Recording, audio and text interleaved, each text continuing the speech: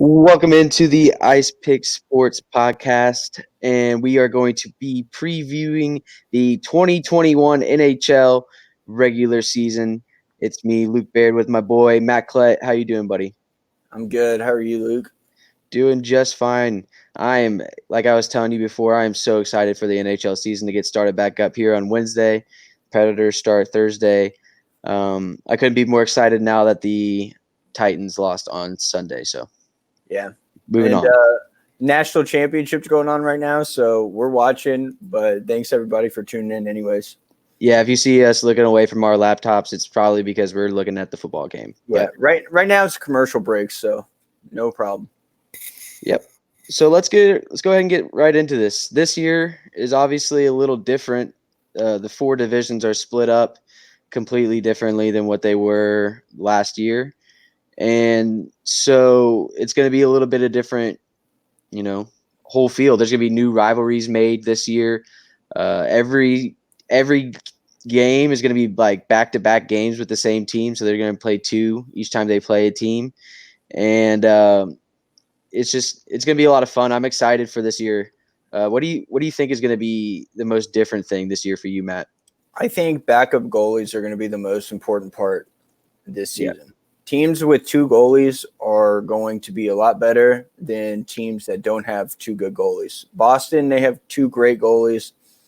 The Preds, we might have two good goalies. We'll see. But teams like, Colorado, they could get cold pretty quick just because you don't know how Grubauer is going to play. You don't know how Francouz is going to play. So we'll see. It's going to be hit or miss with a lot of teams. Chicago, they're probably going to be in a lot of trouble. Yeah, I agree. This year is definitely going to be very dependent on backup goalies. You've seen a lot of goalies go on the market. One of those goalies was going to be Henrik Lundqvist for the Capitals, but he obviously cannot play this year. So because of a heart condition, I believe. But let's go ahead and before we start talking about the season, let's talk about how we got our name in Ice Pick Sports, and that's kind of how we got started. And it started with a computer model that you created, Matt. And why don't you start letting people know about that computer model and how it started, and if we should expect to see much of that computer model this year? Yeah. So in 2019, I started a computer model and spent like 4 or 5 months on it. And in the preseason, I started Ice Pick Sports and I just posted its percentages on it. That was it. And it did pretty well in the preseason, which is kind of crazy. And so I was like, you know what? I'm going to post every game that it picks for the whole season. So we did that. It's kind of how we got our following. And the model finished at 71% last year, which is crazy. But it's a model. We would have days where it would go 95%. We had a few days where it went 12-0. And then we had other days that would go like 1-9, 2-10, just kind of sort of that nature. But it averaged out to 71%, which was solid. We posted every play for it last year. This year, what we're probably going to do is just take 3 picks that we like every day from it. And then we'll play totals. It did not include totals. It was only money lines. So whenever it played a dog, that was really solid. Somehow it hit the New York Rangers right on the head almost every game. Like I think they hit the Rangers at 80-something%, which is way higher than any other team. But some teams like the Preds, my team, it could not hit the Preds at all the whole season. So we'll see how it does this year. One thing that is interesting about the model is that home and away advantages really were a factor in it. And that's what made it a lot different than a lot of other models. And so in the playoffs, it didn't do very well. I didn't play a lot during the playoffs. And so I'll kind of be cautious with it to start the season, especially with most of these teams not having fans. So we'll see how it plays out. But regardless, we're going to have a good season. I am so excited to get this season rolling. Like we said, starting Wednesday, actually at 4:30 Eastern time, the Flyers and the Pittsburgh Penguins will get it started off. So let's go ahead and get this started. Let's head to the North Division, the All Canada Division, with Montreal, Toronto, Ottawa, Winnipeg, Calgary, Edmonton, and Vancouver. Matt, why don't you start and let us know who you think will be the top of this division by the end of the regular season? So I think the most obvious pick here, I don't like it. A lot of people are saying here that they like Toronto. Obviously, it's always a favorite. I think Edmonton is going to be very good this year. Martin, shut up about Pittsburgh in the comments. I like Vancouver. My only worry about them is Thatcher Demko in net. I don't know if he is going to reach the level of play that he needs to, but I like Vancouver. They got a young team. They really came on strong in the second half of the season last year. I like Vancouver kind of as a sleeper team, dark horse in there. But your obvious choice, Toronto, they have all the firepower. We'll see if their goalies can put it together this year. I'm not convinced. Edmonton is going to be interesting. I like the addition of Kyle Turris, who did not work out with our Preds at all. What do you think, Luke?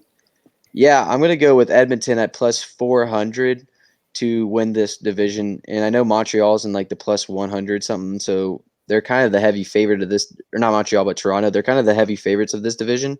But I'm going to go with the best player in the on the planet Earth, and maybe the second or third best player on the planet Earth, with Connor McDavid and Leon Draisaitl leading the way. Mike Smith, I don't know if he can take him to the promised land.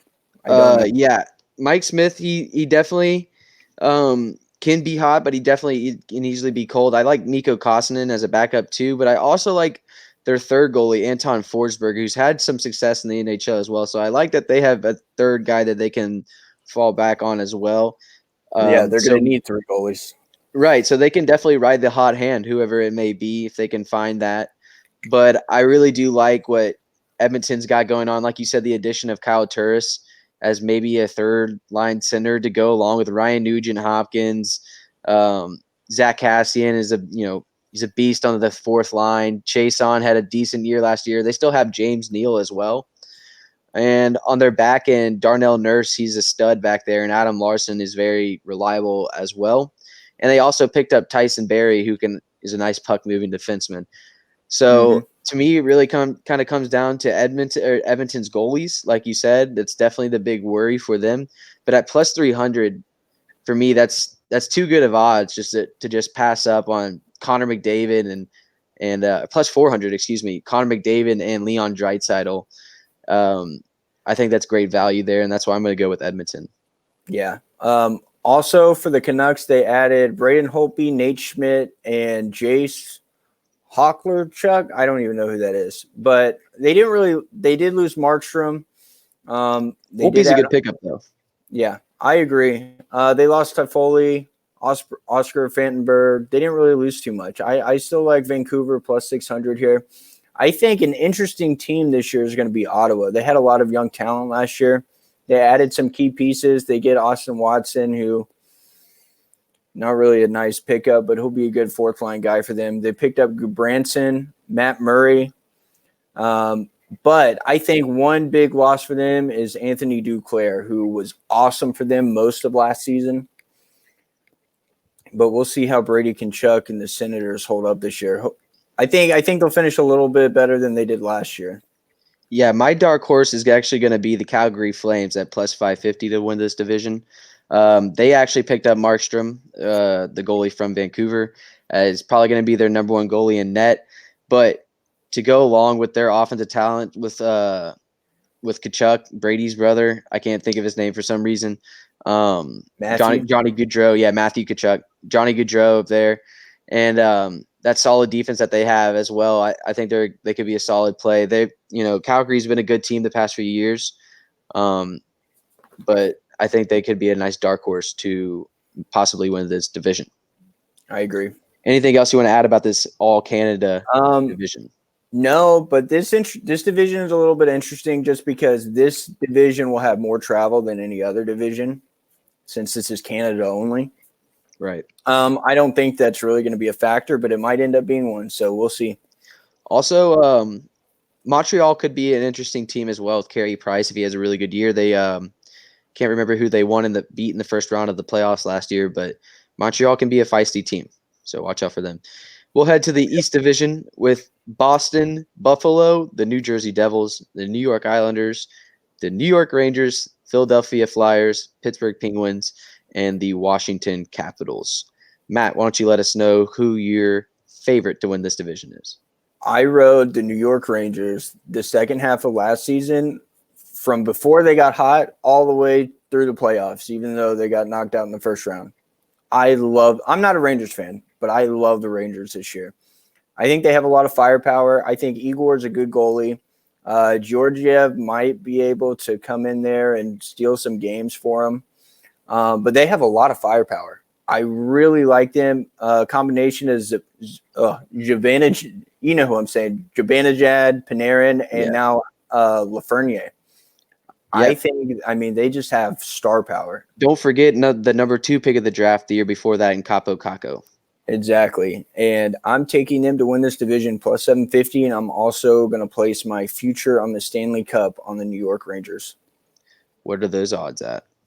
2,500 or 3,000. Let's see. I got it pulled up.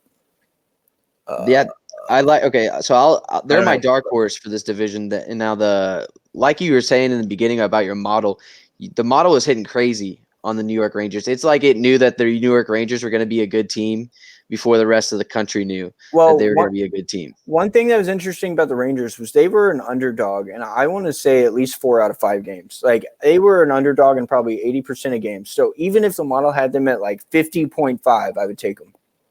It was, I mean, everybody slept on the Rangers last year. I think this year there's a little bit of hype around them. So we will see. I wonder if we have a line for that game. Their first game is on Thursday. I'm sure there is. I got one. Yeah, they're minus 110, but they play the Islanders, and they smacked the Islanders a lot of times in the regular season last year. I'll tell you, my favorite to win this division, this East division, is going to be the Philadelphia Flyers, who had a really kind of like a breakout year last year after being kind of down the year or two before, and it was on the back of Carter Hart, their young goaltender who played really well last year. But not just him; their whole team is really good. I mean, you could start at the forwards with James Van Riemsdyk, who had a bounce back year, Jacob Voracek, Kevin Hayes, who had an amazing year.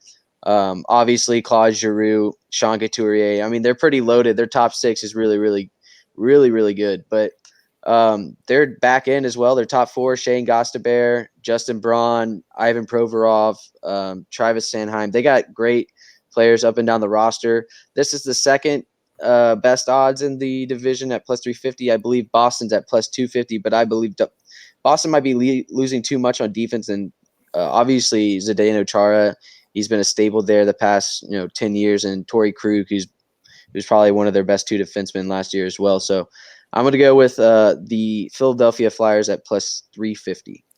Another team I like in this division, I won't place a future on them, but I do like Buffalo. I think Buffalo is going to be an interesting team. I think Taylor Hall is really overrated, though. But I really like their team. And they had this whole division overall as a whole has a lot of offense. And the Buffalo Sabres are going to be able to keep pace with any team in here. The question is who's going to be able to play defense in this division? I think that this division is going to be by far the most fun to watch. Especially because all these teams really already hated each other as well, and it's the closest division out of all of them. I think there's going to be a lot of fights in this division. I think it's going to be fun. Yeah, and Peter Laviolette is now the coach of the Washington Capitals. That's a great pickup for them. He's going to do really well there. Right after he got fired from the Preds, I ran into him at a Chick-fil-A or something in Nashville.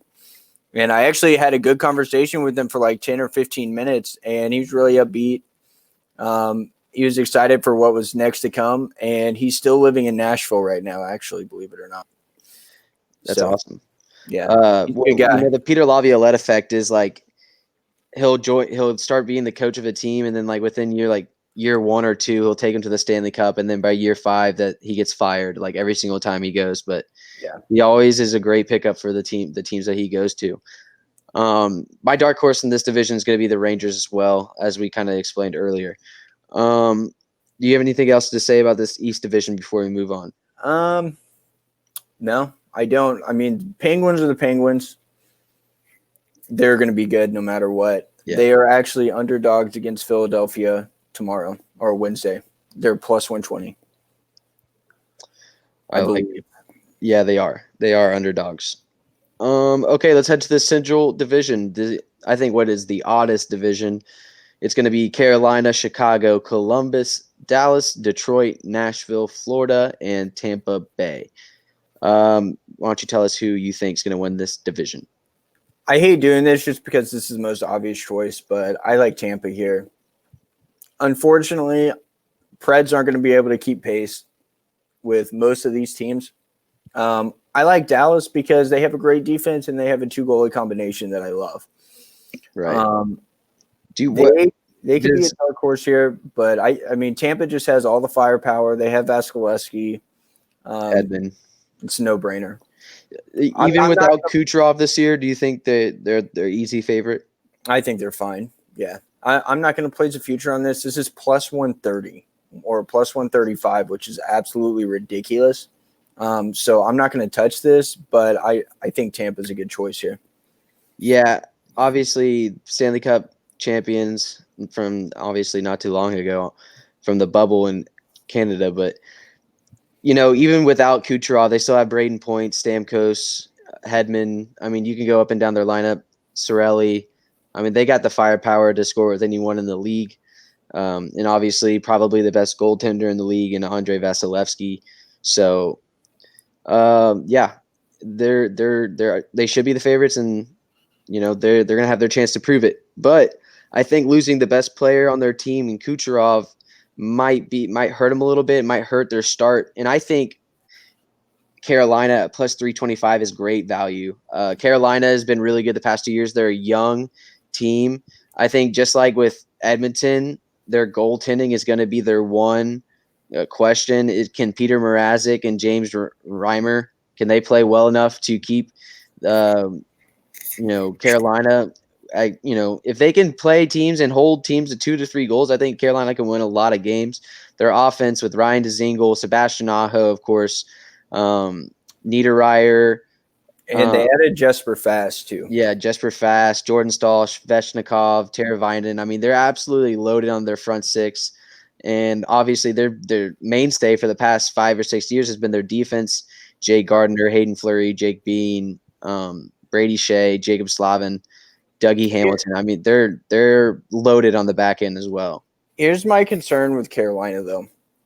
They lost Van Riemsdyk, Edmondson, and Vatanen on defense. Those are 3 key pieces in their top 6. They still have Dougie. They still have a lot of good defense. They still have 2 good goalies, and they have the offense that we just mentioned. But that's my only concern with them is those 3 losses on defense.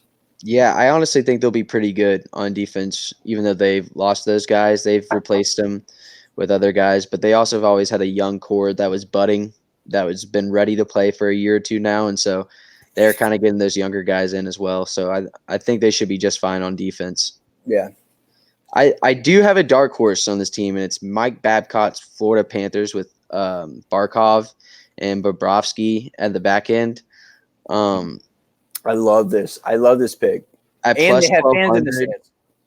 Right, and they're going to have fans in the stands, but at plus 1,200, I just think it has good value. Mike Babcock is, one of the better coaches in the past 20 years in NHL, with the Red Wings and the Maple Leafs.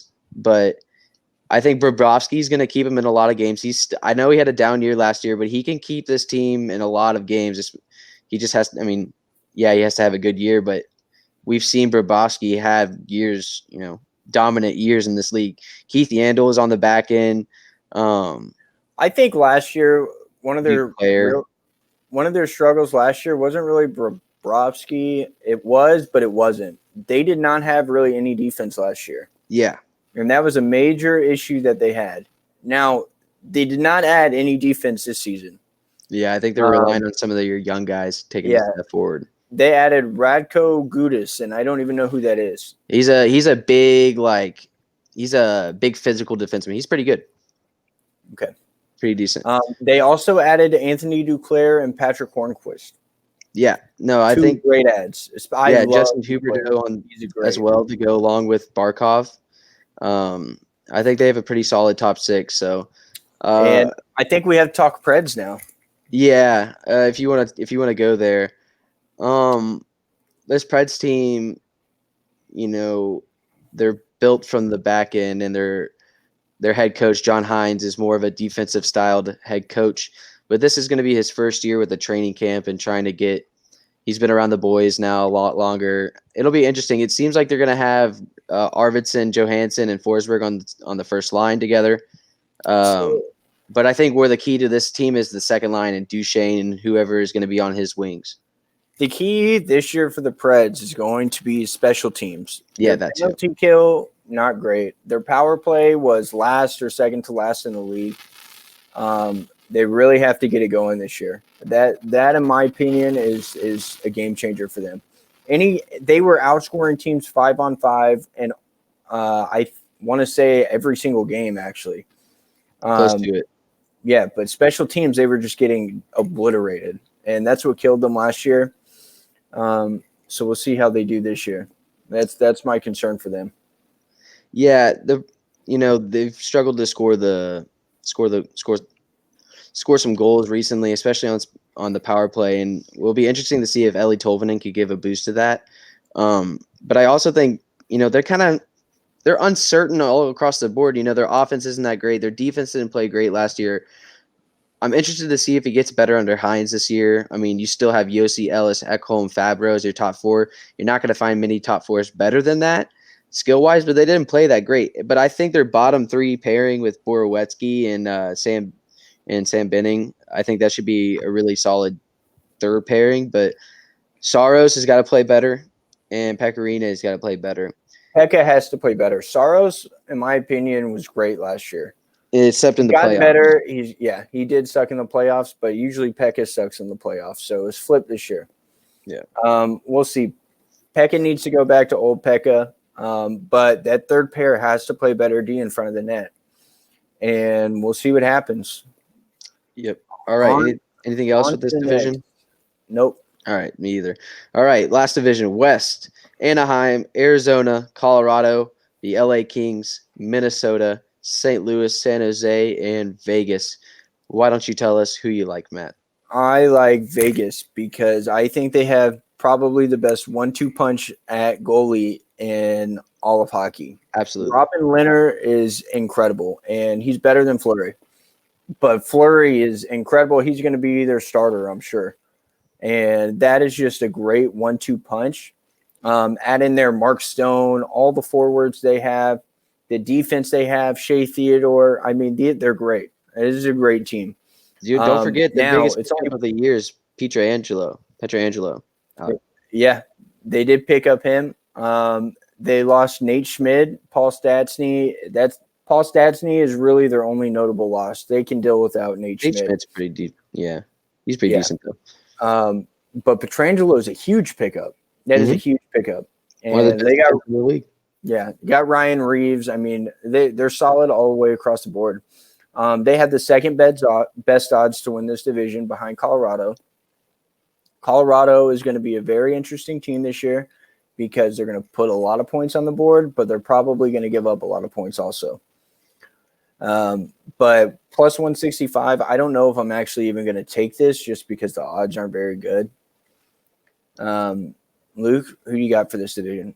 Yeah, I'm rolling with Colorado, man. And I think Nathan McKinnon, he's right there with Draisaitl and Connor McDavid as one of the best players in the league, top 3 players in the league. I think he's just so much fun to watch. And he honestly was the best player in the playoffs all last year. Unfortunate that they got bounced in the Western Conference Finals. But, you talk about that first line with McKinnon, Landeskog, and Rantanen. I mean, you just don't find better first lines than that in the NHL. But they got depth. They got Nazem Kadri, Tyson Jost, Matt Calvert, Burakovsky, Brandon Saad they picked up. I mean, they're stacked up and down the lineup.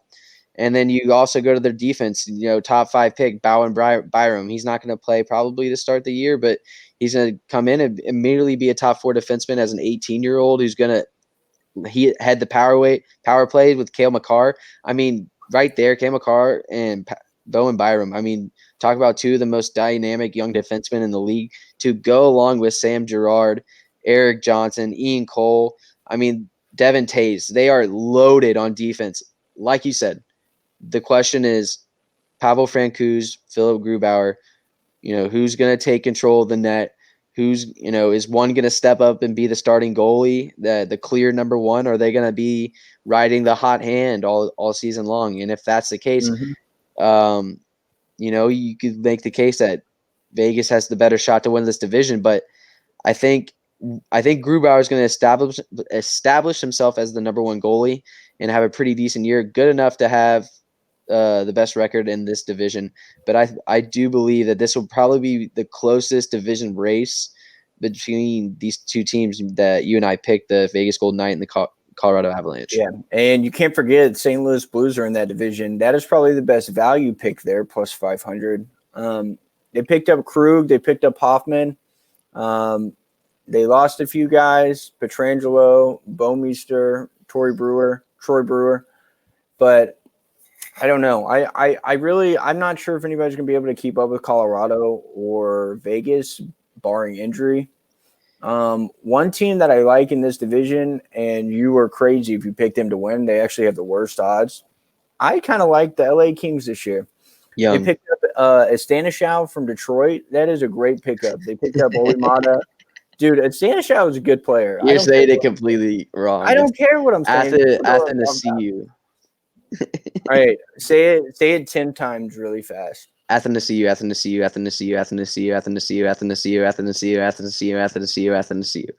All right, that's only 9. Athanasiu. I think that's pretty much how you say it, but yeah. Yeah. I don't know. The Kings, we'll see. You're crazy if you actually take this, but no. I think the Kings are going to be better than last place. They're a couple years away, in my opinion. Byfield, who was just at the World Juniors Championship with Team Canada, he was a stud there. But I think they had 7 or 8 guys in that World Juniors tournament this year. Mm-hmm. So they're young, but they're going to be good in a couple years, I imagine. Yeah. Also, Minnesota Wild are going to be really scrappy this year. They picked up Cam Talbot. I think it's a great pickup. They got Fiala. Fiala's great. Back end Bonino as well. Mm-hmm. Bonino is a great pickup. He fits Minnesota Wild perfect. That's going to be a very scrappy team, and you got a lot of veterans on that team as well. Don't count them out. Value-wise, I would take St. Louis or Minnesota plus 1,400, but again, I don't think anybody's going to be able to hang with Colorado or Vegas. Yep. I don't expect Arizona. Arizona's going to be interesting as well. They'll be in and out that 4th or 5th seed in that division, I think. But they'll be a scrappy team as well. Mm-hmm. Auntie Ranta should have a decent year as well. Yeah, they have a great 1-2 punch a goalie as well. Yeah, they do. All right, Matt. Anything else? Stay healthy. Mm-hmm. Anything else you want to talk about with this NHL season? Yes, let's go into some picks for Wednesday. Let's do it. All right. So you want to give out your first pick, or we'll talk. Let's give out pick that we will both agree on heavily, and that's going to be the Tampa Bay Lightning puck line over the Chicago Blackhawks at plus 120. A puck line is minus 1.5 goals.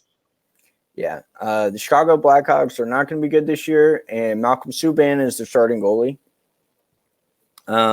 They're missing a lot of players to start off the season. So this is kind of a no-brainer here. I really like this. Luke likes it. This is probably going to be one of the best picks on day one here.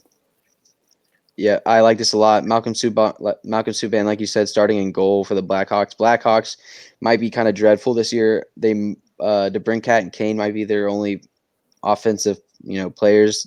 Taves and Kirby Dach are going to be out this year or at least for the very foreseeable future. Their defense is, old with Seabrook and Duncan Keith, but they might have the worst goalie situation in the NHL. And like we talked about earlier, this Tampa Bay Lightning offense is loaded. Yep. And going into our next pick, we're just going to go ahead and say that 90% of these totals are way too high. Right. Way too high. So I texted Luke this a week ago. Montreal, Toronto, under 6.5 plus 100. Now I think it's what is it? Like I had it minus 110 on FanDuel. Yeah, minus 110 now. That line is way too high. way too high. Just because it's Toronto is juiced. Mhm. It shouldn't be that high. I don't think Tampa Bay should be set at 6.5 either. I don't know if the Blackhawks are going to score more than 2 goals. Yeah. I could Let's see talk. this game being 4-2, 4-1, or 3-1. I Yeah, I would be mean, surprised if either of those games go over. Carey Price in goal for the Canadians and Frederick Anderson for the Maple Leafs. Those are two pretty. I mean, obviously Carey Price, top 5 goalie. Frederick Anderson's not too shabby himself. Yeah, the Maple Leafs have a lot of offensive power, but that doesn't mean that it's just going to start clicking with them game one. So, Agreed. 6.5 Totally. is a lot of points. I'm also going to put out there the Flyers and Penguins under 6.5 as well. We're two good goalies in this matchup as well. Even though, yeah, the Penguins might have Sid the Kid and Evgeny, or not Evgeny, but Malkin. They might put up a couple goals, but I mean, 6.5 is, like we said, it's a lot. It's a lot, Yeah. especially for first game of the year. Yep, I agree. I may even take a swing at Tampa Bay first period. It's probably going to be minus 200, so that would just be a parlay leg probably. But my other straight up pick, I am not taking this yet, but I'm really looking into it.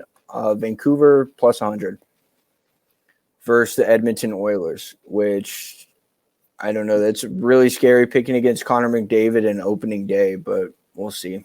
I may take a swing at it. All right. Anything else? No, I put the KHL picks for tomorrow in the ticker. They've been on here the whole time. No, tomorrow morning, this is at 3 a.m. We got Kunlun over 5.5. Dynamo Riga first period over. Salavat first period over. Parlays plus 705. All right. That's it. That is it here. This is our 2021 NHL regular season preview podcast. We are excited for Wednesday night, or really Wednesday afternoon, to get here. But thanks for tuning along, and hope you're tailing some picks.